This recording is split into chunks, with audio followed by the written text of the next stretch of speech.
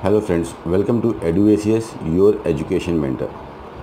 Friends, इस session में हम बात करने वाले हैं ओपन स्टेट की काउंसलिंग के लिए। ये सेशन स्टूडेंट्स के लिए काफ़ी इम्पोर्टेंट सेशन होने वाला है।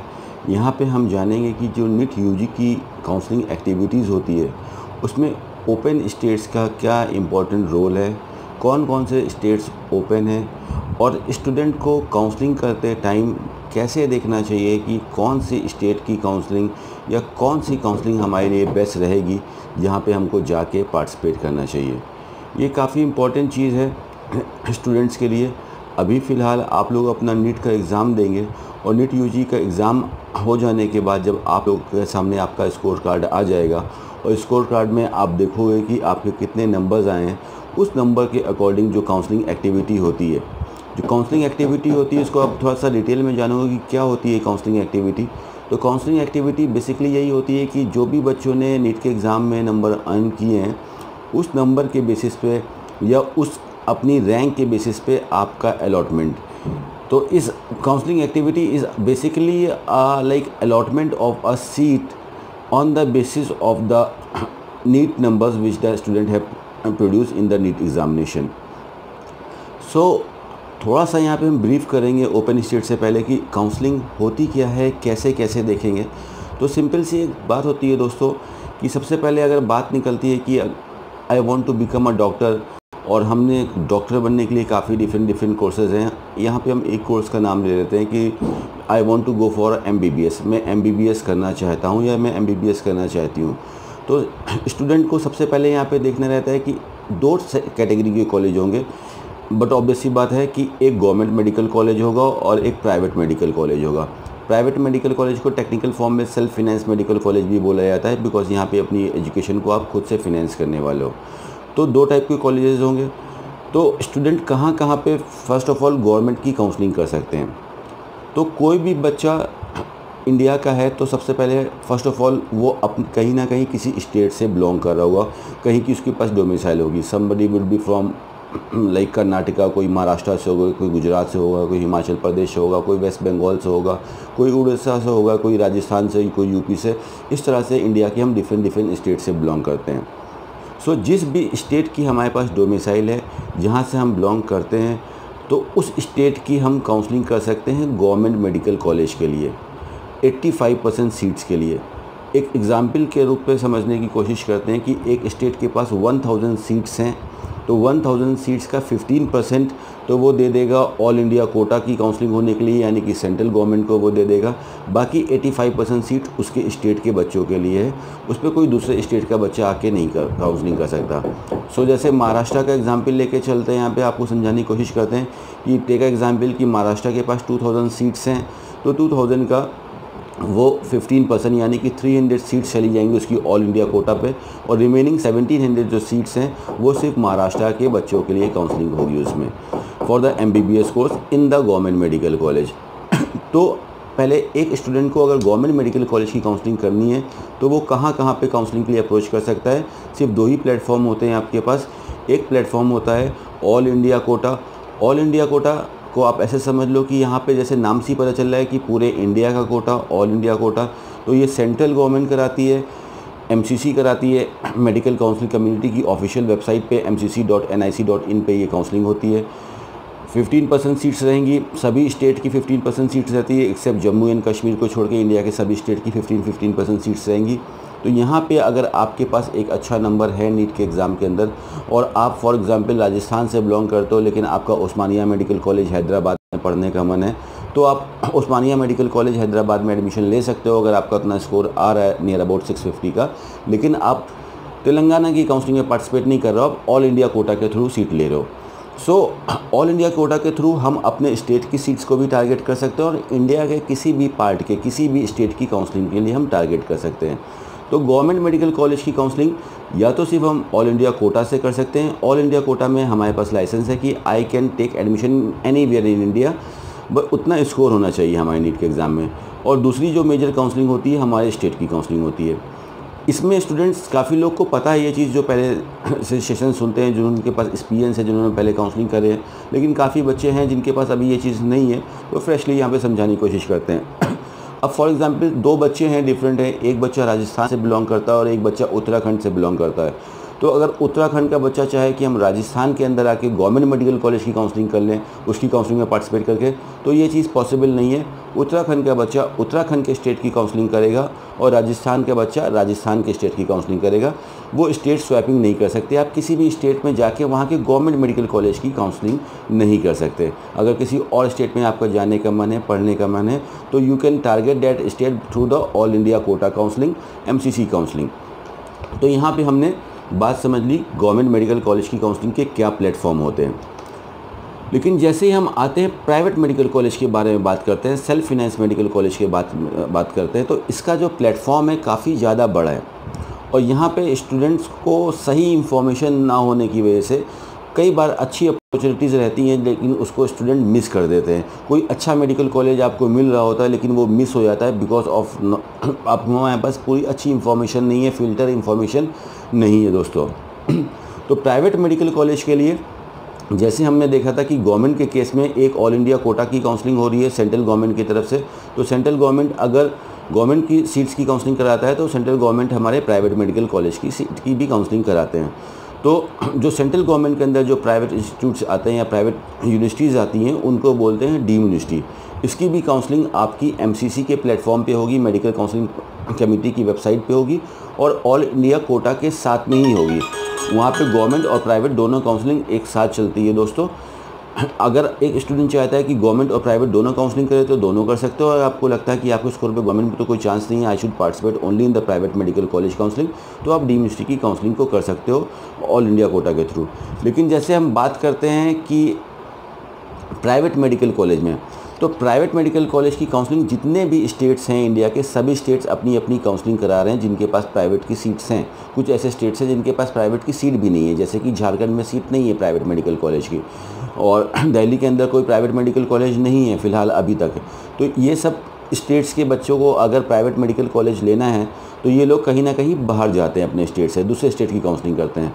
तो ये सेशन बेसिकली हमने जो डिज़ाइन किया है ये ओपन स्टेट के बारे में डिज़ाइन किया है। तो ओपन स्टेट का मतलब होता है, जैसे कि हमने पहले एग्जाम्पल में समझा था कि उत्तराखंड का बच्चा राजस्थान में काउंसलिंग नहीं कर सकता और राजस्थान का बच्चा उत्तराखंड में काउंसलिंग नहीं कर सकता है, लेकिन ये रूल अप्लाई होता है गवर्नमेंट मेडिकल कॉलेज में।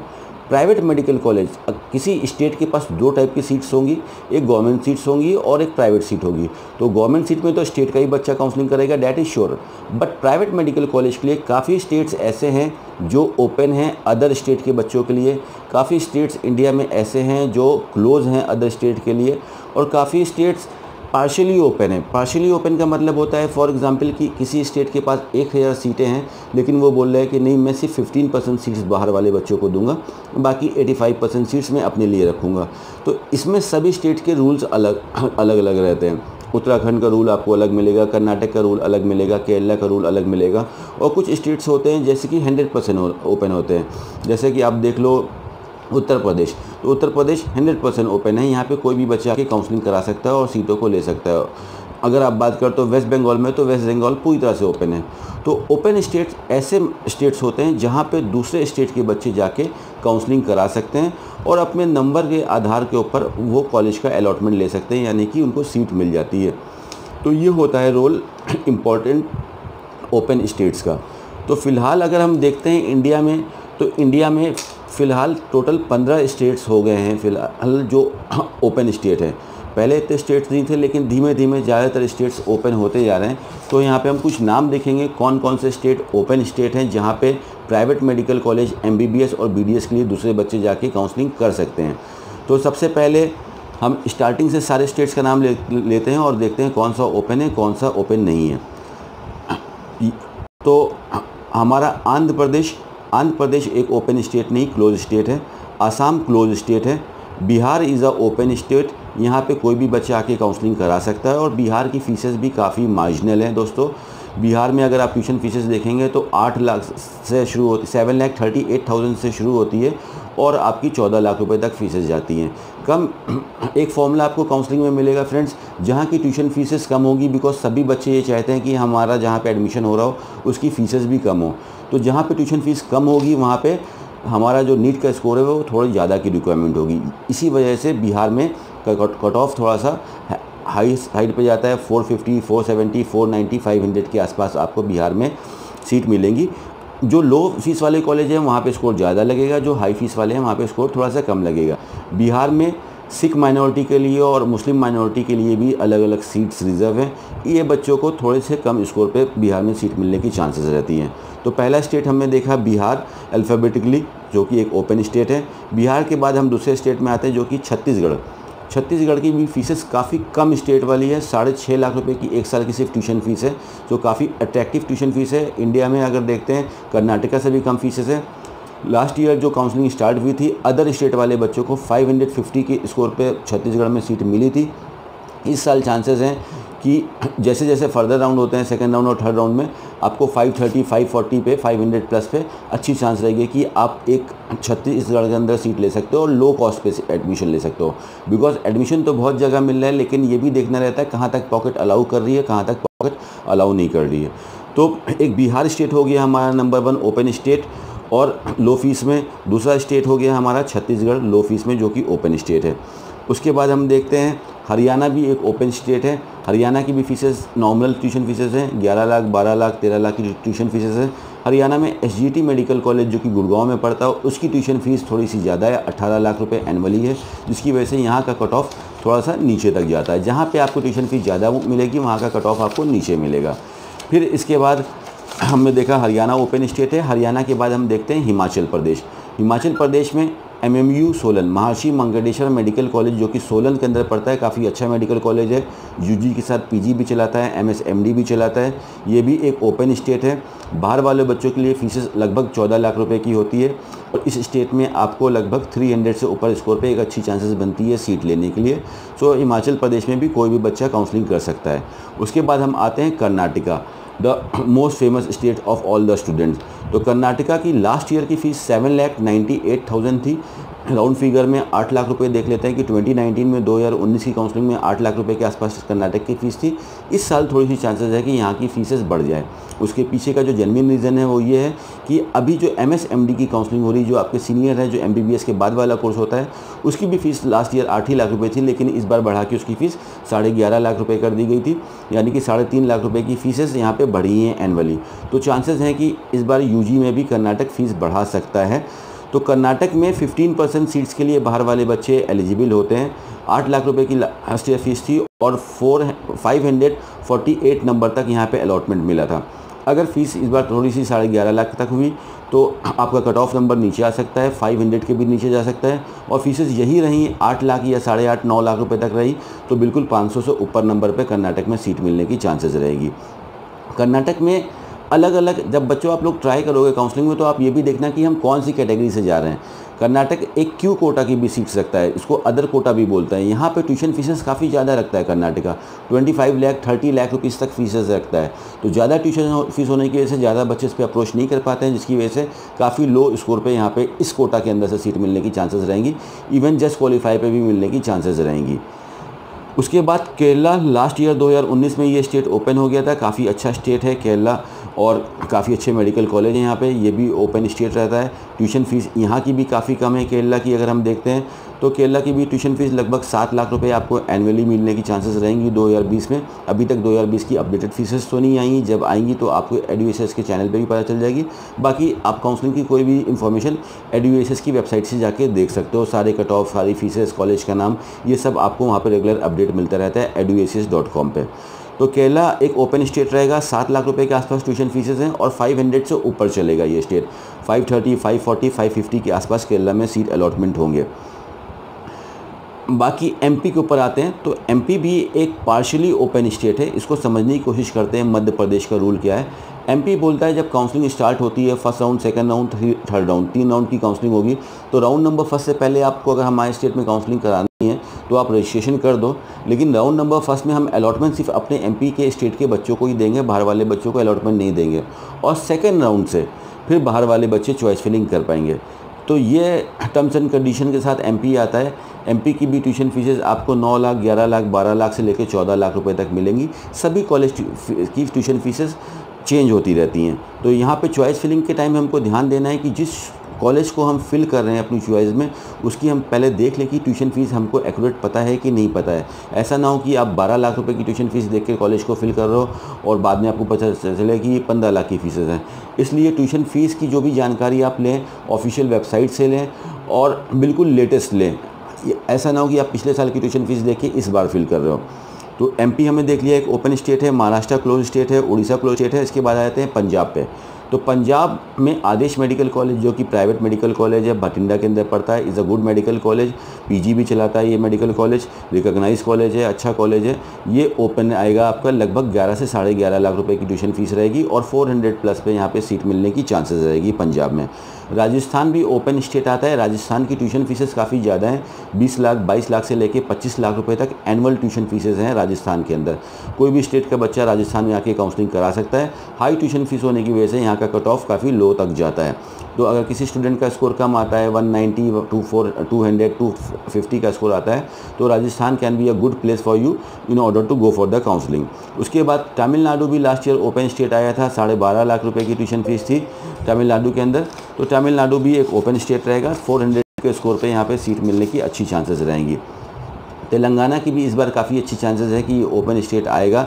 पीजी के अंदर ये स्टेट ओपन आया है एमएसएमडी की काउंसलिंग में। तेलंगाना भी ओपन स्टेट की तरह आने की चांसेस हैं और इसकी फ़ीस भी 12 से 12.5 लाख रुपए तक आएगी और 400 प्लस में यहाँ पे सीट मिलने की अच्छी चांसेस रहेंगी फ्रेंड। त्रिपुरा में जो त्रिपुरा मेडिकल कॉलेज है ये भी एक आपका ओपन स्टेट है, 9.5 लाख रुपए की ट्यूशन फीस है त्रिपुरा में और यहाँ पे भी लगभग 500-520 नंबर पे सीट मिलती है हमको। उसके बाद हम आ जाते हैं यूपी के ऊपर, उत्तर प्रदेश के ऊपर। तो उत्तर प्रदेश एक 100% ओपन स्टेट है, कोई भी बच्चा किसी भी स्टेट का आके यहाँ पे एडमिशन ले सकता है। यूपी में जो माइनॉरिटी कॉलेज हैं, यूपी में काफ़ी मुस्लिम माइनॉरिटी के कॉलेज है जिसकी कट ऑफ भी कम जाती है। तो अगर आप में से कोई बच्चा मुस्लिम कम्युनिटी से बिलोंग करता है और लो नंबर आ रहे हैं तो उत्तर प्रदेश को टारगेट कर सकता है कम्युनिटी वाले कॉलेजेस को। यहाँ की ट्यूशन फीस आपको 15 लाख 16 लाख रुपए मिलेगी उत्तर प्रदेश में माइनॉरिटी कॉलेज की। और जो नॉर्मल कॉलेजेस हैं यहाँ पे उनकी ट्यूशन फीस आपको 11.5 लाख 12 लाख रुपये 10 लाख रुपए 9 लाख रुपए के स्लैब में आपको फ़ीस मिलने की चांसेस रहेंगी 2020 में। और यूपी के पास काफ़ी अच्छी सीट्स हैं, बल्क में सीट हैं। तो यूपी का में आपको 500 पे 400 पे 300 पे इवन 250 तक नंबर पे यूपी में सीट मिलने की चांसेस रहती हैं। लेकिन माय डियर फ्रेंड्स, एक इम्पॉर्टेंट रूल हमेशा ध्यान रखना कि जहाँ पे ट्यूशन फ़ीस कम है तो आप समझ लो कि वहाँ पे हैवी ट्रैफिक जाने वाला है, यानी कि ज़्यादा बच्चे वहाँ पे उस काउंसलिंग में पार्टिसिपेट करने वाले हैं। तो जो चीज़ अच्छी होती है उसको हम पहले ले लेते हैं। तो यहाँ पे जहाँ पे ट्यूशन फीस कम है वहाँ के राउंड नंबर फर्स्ट की काउंसलिंग पे ध्यान दीजिएगा। बहुत इंपॉर्टेंट होती है round number first, because round number first में मैक्सिमम सीट्स ऑक्यूपाइड हो जाती हैं, वहाँ पे बच्चे एडमिशन ले लेते हैं। और सेकंड राउंड में सीट्स बहुत कम आती हैं जिसकी वजह से कट ऑफ वहाँ पे फ्लाई हो जाते हैं। यूपी का ही एग्जाम्पल अगर आप लोगे लास्ट ईयर तो 200 से नीचे नंबर तक राउंड नंबर फर्स्ट में अलॉटमेंट हो गया था, लेकिन सेकंड राउंड में सारा अलॉटमेंट 350 के ऊपर हुआ था, just because number of seats second round में काफ़ी कम हो गई थी, सीट्स काफ़ी कम बची थी। तो यूपी एक काफ़ी अच्छा ओपन स्टेट रहेगा बच्चों के लिए। उसके बाद आ जाते हैं उत्तराखंड के ऊपर। तो उत्तराखंड में देहरादून के अंदर 2 काफ़ी अच्छे प्राइवेट मेडिकल कॉलेज आते हैं। हिमालयन मेडिकल कॉलेज जिसको जॉली ग्रांट के नाम से जाना जाता है। आउटसाइडर्स के लिए फ़ीस इसकी आपकी 15 लाख रुपए थी लास्ट ईयर और लगभग आपको 400 से थोड़ा नीचे स्कोर तक यहाँ पे एडमिशन मिला था, 380 370 तक मिला था। और जो दूसरा कॉलेज है वो भी देहरादून के अंदर पड़ता है, श्री गुरु राम राय मेडिकल कॉलेज नाम है SGRM इस कॉलेज का। ये भी देहरादून के अंदर पड़ता है, काफ़ी अच्छा पेशेंट लोड है, काफ़ी अच्छा कॉलेज है, MSMD सब कुछ चलाता है ये कॉलेज। और इसकी फ़ीसेस जो आपकी लगभग आएंगी 13.5 से 14 लाख रुपए एनुअल आने की चांसेस है। ये भी आप 380 400 450 पे काफ़ी अच्छा अप्रोच रहेगा आपके पास उत्तराखंड की काउंसलिंग करने के लिए। प्लस उसके बाद नेक्स्ट स्टेट पे हम देखते हैं WB West Bengal. West Bengal is also open state, लगभग 13 लाख रुपए की ट्यूशन फीसेस है वेस्ट बंगाल में और 400 350 के स्कोर पे यहाँ पे अच्छी चांसेस रहती हैं। वेस्ट बंगाल में आउटसाइडर्स को सीट्स मिल जाती हैं। यहाँ पे हम जितने भी स्टेट्स की बात कर रहे हैं सब आउटसाइडर स्टेट्स की बात कर रहे हैं कि अगर आप किसी और स्टेट से बिलोंग कर रहे हो और उस स्टेट में जाना चाहते हो तो कहाँ पे आप जा सकते हो। तो ये सारे वो स्टेट्स हैं जो हम आपको बता रहे हैं ओपन स्टेट्स। और यहाँ पे जो काउंसलिंग करोगे make it sure dear friends कि यहाँ पे we are eligible only for the private medical college, not for the government medical college dear friends. उसके बाद लास्ट स्टेट पे आते हैं, जो कि लास्ट स्टेट नहीं एक्चुअली ये एक यूनियन टेरिटरी है, जो कि ये पौंडीचेरी भी लास्ट ईयर ओपन होकर आया था। 12 लाख रुपए की ट्यूशन फीस थी, 400 नंबर पे आउटसाइडर्स को यहाँ पे सीट मिल सकती है। तो दोस्तों हमने देखा कि यहाँ पे 15 ऐसे स्टेट्स हो चुके हैं इंडिया में जो फ़िलहाल ओपन स्टेट हैं जहाँ पे एक काउंसलिंग कोई भी बच्चा आके करा सकता है। अब हम लेते हैं एग्जाम्पल से समझते हैं कि महाराष्ट्र एक ओपन स्टेट नहीं है, क्लोज स्टेट है।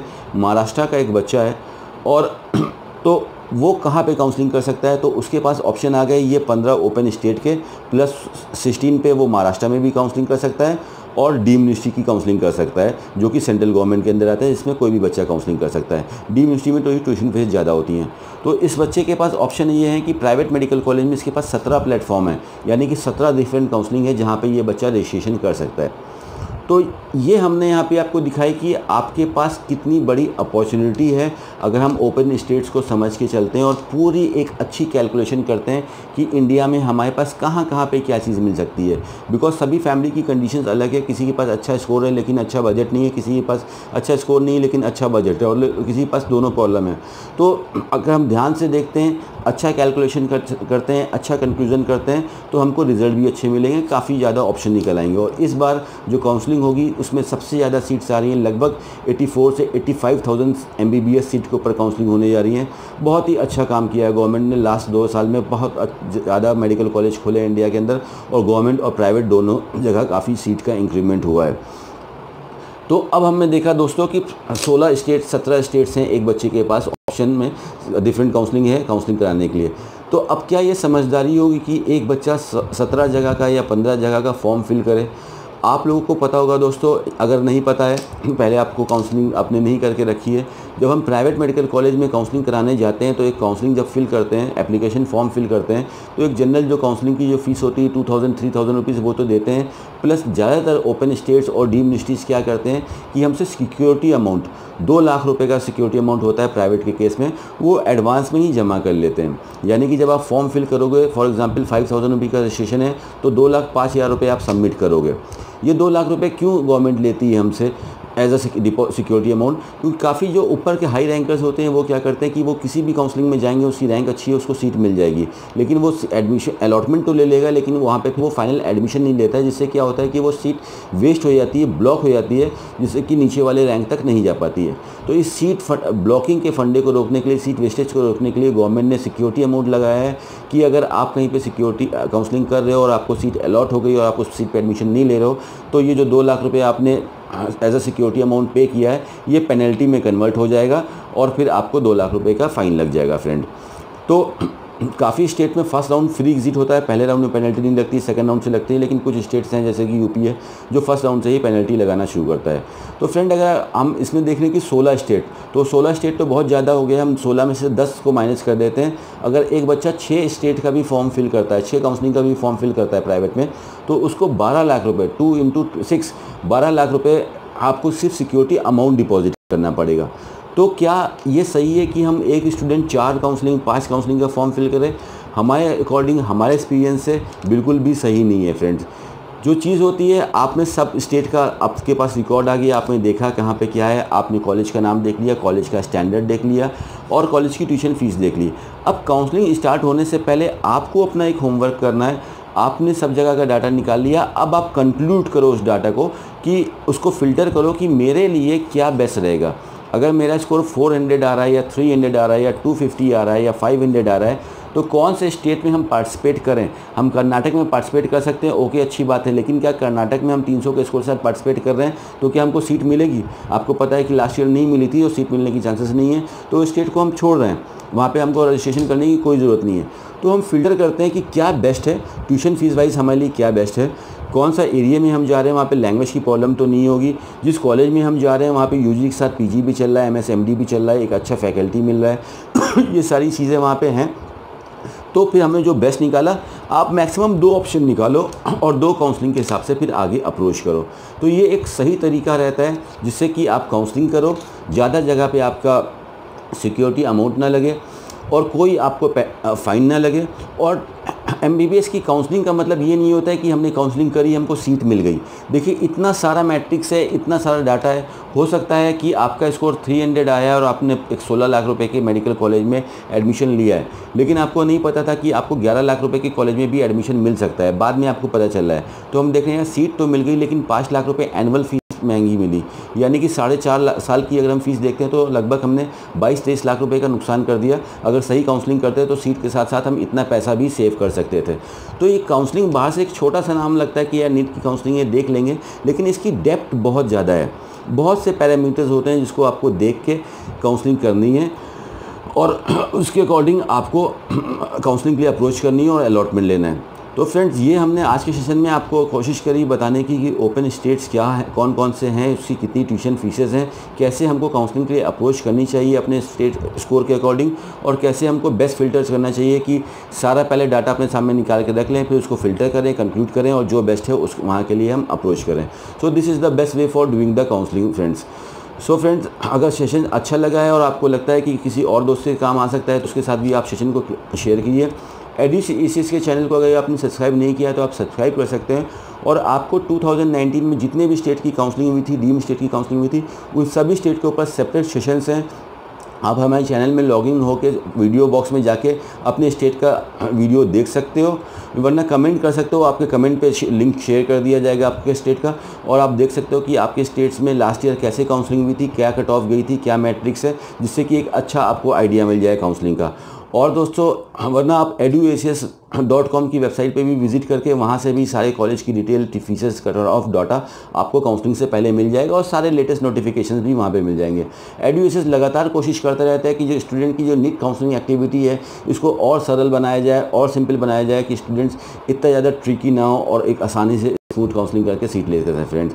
और इन सब के बाद भी अगर आपको प्रॉब्लम आ रही है तो you are most welcome to enroll with us. आप हमारी पेड सर्विसेज ले सकते हो, उसमें एडुएसियस की टीम आपको गाइड करेगी और अपने एक्सपीरियंस के हिसाब से आपकी बेस्ट काउंसलिंग करा के जो आपके स्कोर पे बेस्ट पॉसिबल कॉलेज मिल सकता है, best possible tuition fees lowest मिल सकती है, उसके अकॉर्डिंग आपको हेल्प करेगी, कि आपको गाइड करेगी कि कैसे आपको काउंसलिंग के लिए अप्रोच रखनी है अपने स्कोर पे, किसी आप एक स्मूथ काउंसलिंग करके बेस्ट मेडिकल कॉलेज तक पहुँच सकते हो फ्रेंड। सो ये था आज का session friend. Thank you so much for giving your valuable time friends. Thank you so much and all the very best for your NEET counseling activity and all the very best for your NEET exam friends. Thank you so much friends.